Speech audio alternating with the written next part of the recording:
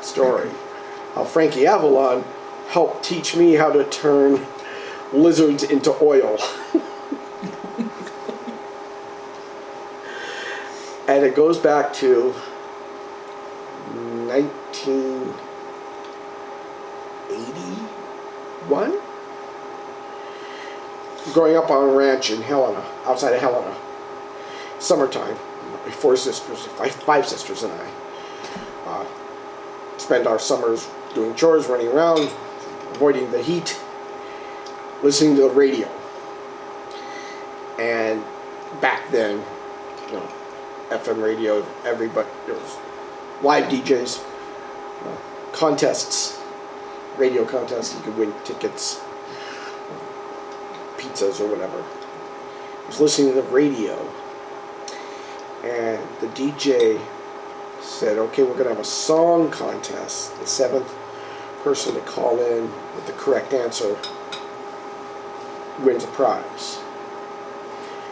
And he starts saying, who sang this song? He starts playing the song Venus. And I'm not a big Frankie Avalon fan, but I have the ability, worthless ability, to hold very odd chunks of worthless trivia in the back of my skull. Mm-hmm.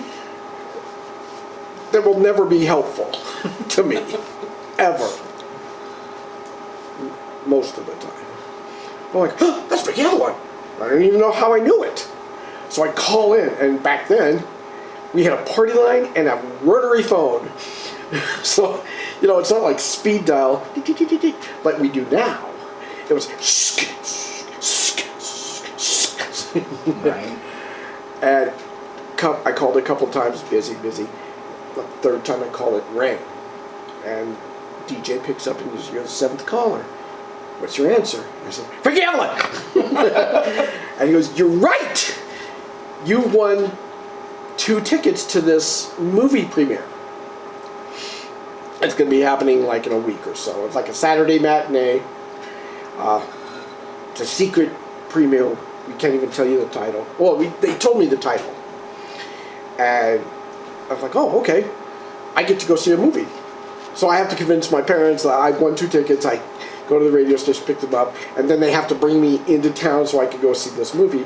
And I invited my friend, Sean, who was my best friend at the time. He was a big movie fan also. I'm like, want to go see this movie with me? Yeah, let's go see this movie. So we went over to his house, and he was big into like movie magazines and things like that. So we're looking up this movie that neither one of us really knew nothing about. And as we read a couple articles, I'm like, oh, this looks pretty interesting. Let's go, it'd be fun to go see it. And we go and see it. And the movie starts, and next 2 hours is brilliant. It's Raiders of the Lost Ark. And it is the movie that told me in my heart that I want to make movies. It is one of my favorite movies of all time. Not just because I had won free tickets, but it's such a great movie. Mm-hmm. I mean, it's such a great, grand adventure. So I'm blown away for that. And it's, if everybody in the world's seen Raiders of the Lost Ark, there's no reason to pick apart the whole movie or detail it. So years and years later, high school, college, I get my film degree. I moved to Los Angeles. I'm working in an effects house. And we're working on a movie called Phantoms. And so this is 81 when I saw Raiders. This is 96, so that's 25 years later? We're working on this film, and we're doing all these scary, monster-y effects. And we're doing one that they're shooting the scene on a Saturday on this hot studio in the middle of LA.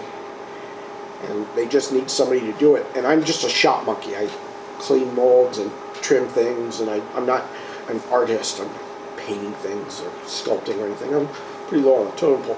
But nobody else in the shop wanted to handle this gag or this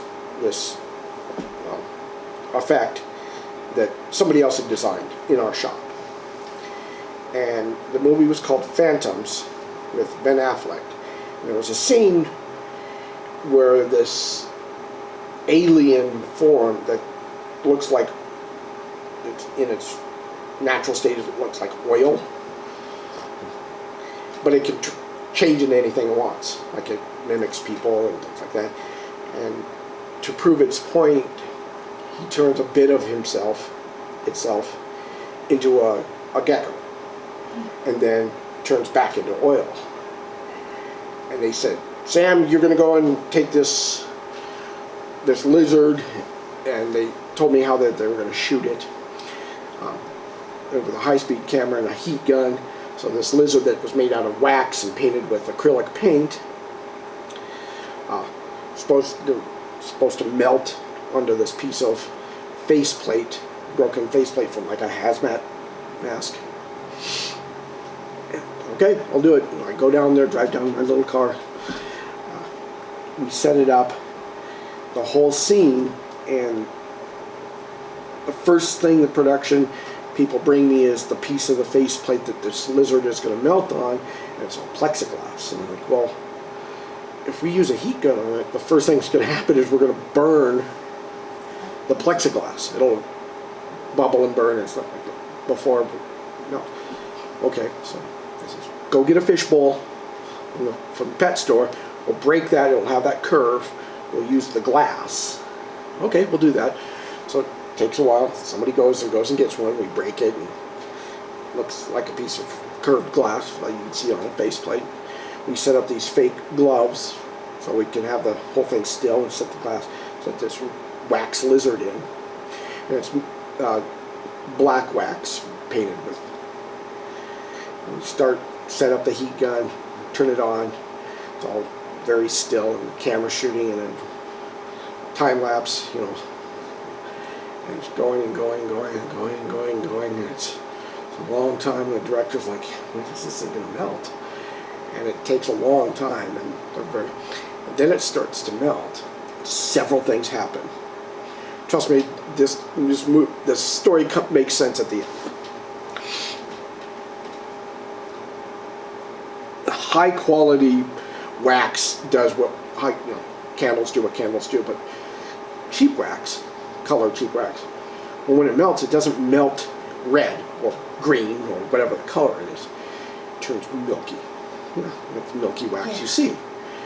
So instead of turning into a black liquid, it was this milky white thing that the director did not want.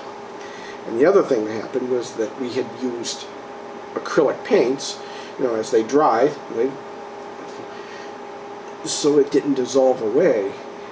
It was like this weird lizard-like skin kind of floating in this milky white wax liquid, and the director and the producers are furious.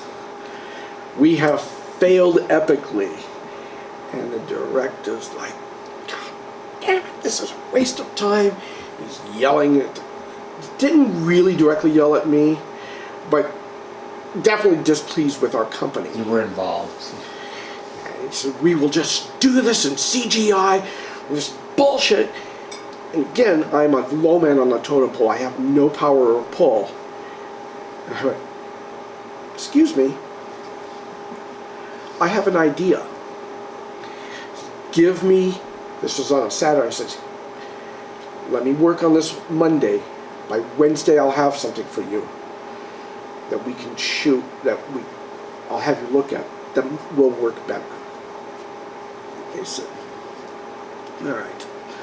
So Monday morning, I have to go into the place that I work, walk into my boss's office and say, the little guy just told your multi-million-dollar production that we're going to redo this and I'm in charge.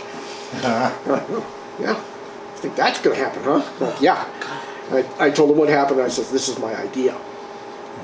And so my idea came from Raiders of the Lost Ark. The scene where, at the end of the movie, where the wrath of God is doing his stuff and killing all the Nazis, there's that one shot where the guy's face melts. Right. And I was really impressed as a kid about that effect. So I read everything I could about that. And the way they did that is they made the head out of gelatin. And colored gelatin for the blood and the flesh and stuff like that. And used high speed. Like, if we make these lizards out of colored gelatin, they will melt back into black. And instead of using acrylic paint, we will use a paint medium or a paint pigment that has no medium in it. So, I mean, if you touch this lizard at all after it's painted, it's going to smudge. So we don't touch it. We are very, very careful. Wednesday, we go and do a test. We send them a test.